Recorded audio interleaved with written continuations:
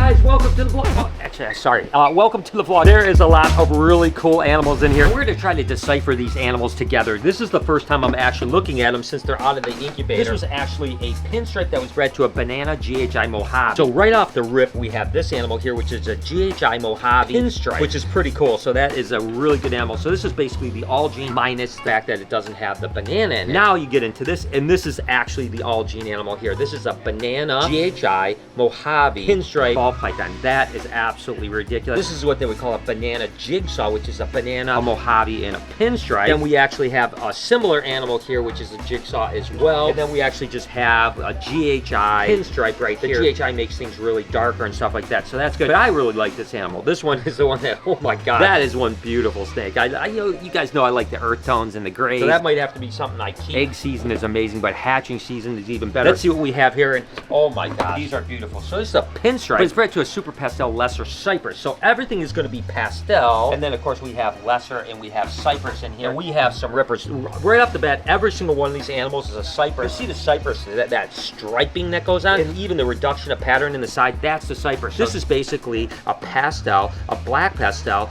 a lesser, and a cypress ball python. And then this would be what they would call a kingpin cypress here, which is actually just a pinstripe. It's a lesser and it's a cypress ball python. And then we have another pewter cypress right here. It doesn't have as strong of a line as this other one, but it definitely still has the cypress type thing. And then we have this one, which is really wild, and I'm not really 100% sure what this one is. It occasionally hatches out of cypress stuff, where it basically just blows all of the pattern out. It doesn't really make sense. It's definitely a pastel, a black pastel, a pinstripe, a lesser, and a cypress. This animal is the same as this, just minus the pinstripe. So adding the pinstripe blows out all the pattern and makes this unbelievably just kind of silverish, patternless ball python. Absolutely wonderful snake. All right, guys, let's get Javi next door and let's do some enrichment with the wheel.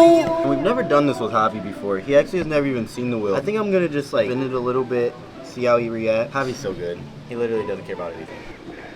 And if we can get him to keep doing this, this is a great form of exercise. He's doing really good. I mean, he's staying on it, smelling. He's not really trying to leave it. Okay, reverse. Here is the thing about Javi. He's a little bit lazy. He likes to sit and eat. And Javi, we're trying to get you to walk and eat right now. There we go, Javi. Let's go, Javi. Let's go. Good job, buddy. That was so good. For the first time in doing this, A+ if you ask me. Go, Javi.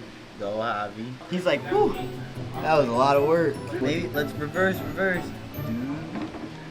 Yeah, Javi. All right, guys, I'll call that a successful training. For those of you guys that don't think that Mike works and he just screws around all day, we'll prove that he's actually a pretty hard-working guy as we're going through these next couple clutches. This one is just really cool. It's just a bunch of albinos, but they're not just normal albinos. There's actually two types of albinos here. This is what they would call an Enchi albino, and then this is just a normal albino, but it was actually bred from an Enchi albino to an albino clown. So everything in this clutch is albino, but it's also het for clown. You can see the difference how the Enchi just changes things. You know, you have just more like highlighting going on. It's a little bit different pattern. So it looks like we have a handful of Enchis. Look at how beautiful that snake is right there. That is an Enchi albino het for clown ball python right there. Oh my gosh. I mean, this is just absolutely beautiful. And I always go back to those days when albinos were $15,000 and just coming out on the market and thinking like, could you imagine hatching a clutch like that and being like, oh my gosh. And now they're relatively affordable, which makes them super cool. And speaking of albino, we have another het for albino, bred to an albino, and our odds were really good on this clutch. We ended up having 8 eggs, 2 hets,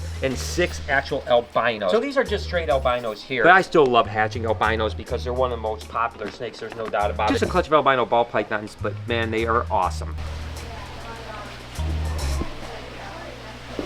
So excited, guys. Animal Con is just over a month away, and we just got all of our badges, and we've got the vendor badge right here. We've got the Creator on the Rise badge, which is a brand new category that we're doing just this year. Of course, we got the creator badges, all your favorite creators, like 150 of the creators that you guys watch online all over the world coming in. It's going to be absolutely amazing. Of course, the Friday Industry Pass. This is only for Friday, and it's going to be really cool. It's going to be a smaller number of people, so if you want to get there and have an intimate thing, Friday's the way to go. Then, of course, we've got Saturday. Saturday's going to be amazing. We've got Sunday, and then, of course, if you want a 3-day pass, you've got the 3-day pass. And then, of course, if you want the creme de la creme, it's the VIP. That gets you into the after parties, the Gatorland party, everything I want. So it's absolutely incredible. Again, animalconusa.com, September 15th through the 17th down in Orlando. You don't want to miss it. You guys may remember that just a couple of weeks ago, we actually moved, last week, we moved Beetlejuice down here into this bigger enclosure. And he is doing absolutely fantastic. Come on, come on. Oh my gosh, he's so fast. When he was up in that top cage, it was very fun to do feedings with him during open hours and stuff with the guests. It was a little concerning at first because we thought he would just like jump out on people's face. Come on, let's go. Woo! Oh boy. Hey. Oh, that was going for my little mouse. Woo! Close. Oh no. Hey. I don't have another mouse. I didn't close fast enough. I'm gonna grab some gloves real quick. Real quick. Sure.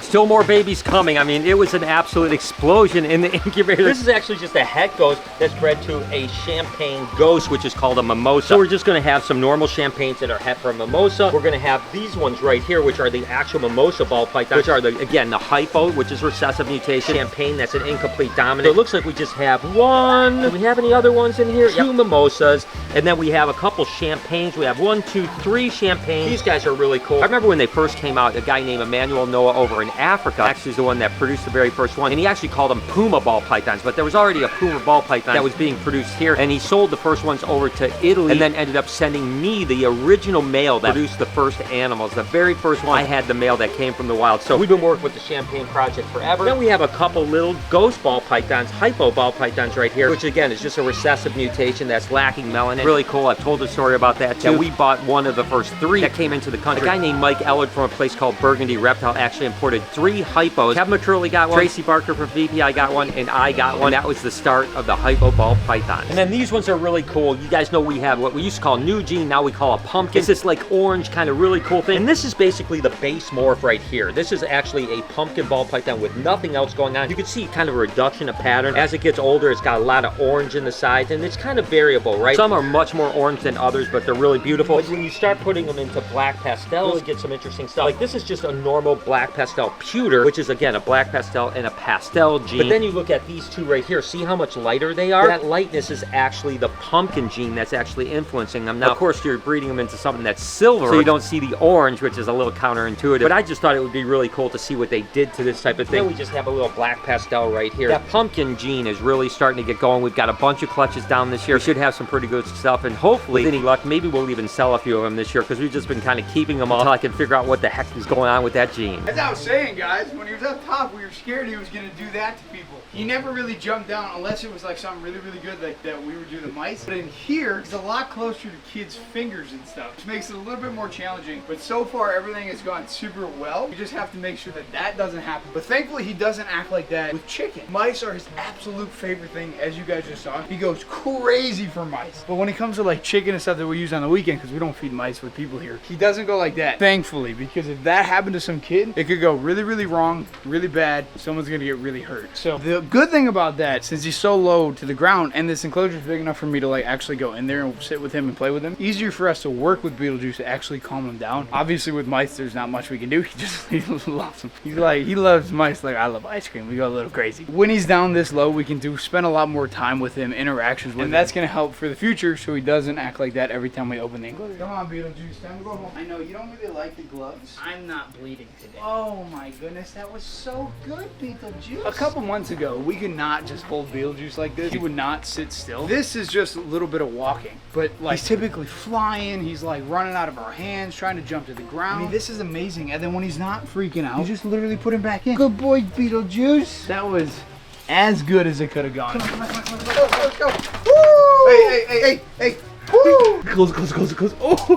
Hey. I don't have another mouse. A little crazy, but we love it. Hope you guys are enjoying seeing the baby snakes as much as I do. I mean, it's absolutely incredible. Let me know in the comments if you're enjoying, if you want to see more baby snakes, as well as let me know which one you're the most excited about, because they're all absolutely beautiful. Speaking of beautiful, this was actually a firefly heifer ghost to a mimosa, which is again the ghost champagne. So we have some really interesting stuff. We have just a little fireball python, because again, the firefly is a pastel and a fire, and then it's obviously heifer ghost as well. And then we end up getting into this, which is actually a pastel fire champagne ball python. And we actually ended up with 2 of these right here. So these are both fire pastel champagne ball pythons. And then we have a couple little mimosas here. We kind of got smoked a little bit on the mimosa side. We only got 2 hypos out of the whole clutch. And then we just have a little champagne right here. And I think this is actually a fire champagne right here. Look at how cool the patterning is going down in that. So I think the fire gene is actually causing that pattern to come out. Same thing when you put enchi into champagne, you really get a lot of pattern as well too. So really cool little animals. So beautiful little clutch. Next up, we have an absolute ripper right here. This is a banana enchi pinstripe, but it was bred to a stinger bee OD fire ball python. So the stinger bee is spider ball python. It's a fire and it's an enchi ball python. So we have some really cool stuff here. This is just an enchi pinstripe. So you can just see the enchi kind of makes a cool kind of pattern. And then we got some just really cool stuff here. This is just a pastel ball python and an orange dream actually. So an orange dream pastel. That orange dream brings out all that orange. It's similar to the pumpkin gene like I've been mentioning before. And then we have a couple rippers right here. This is actually a super enchi spider pinstripe OD. And then this is the exact same animal, just adding banana to it. So it's a banana, it's a super enchi, it's an OD, it's a pinstripe, and it's spider ball python. Wow, these things are incredible. And then even this is really beautiful here. This is just a banana enchi pinstripe orange dream ball python. And that orange dream stuff is so incredible, especially when you start getting into super orange dreams and high intensity orange dreams. Ooh, doggy, I tell you what, but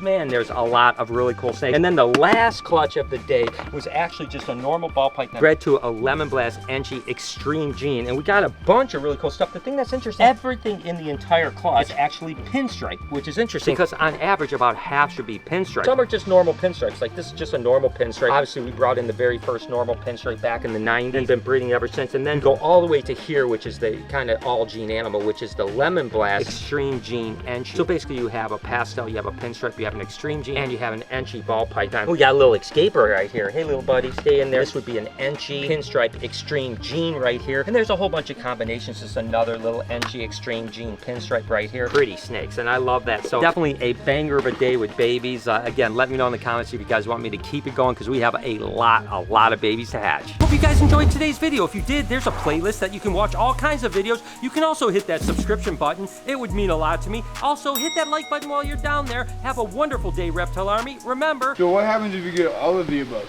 just have like a like Snoop Dogg playing. Out.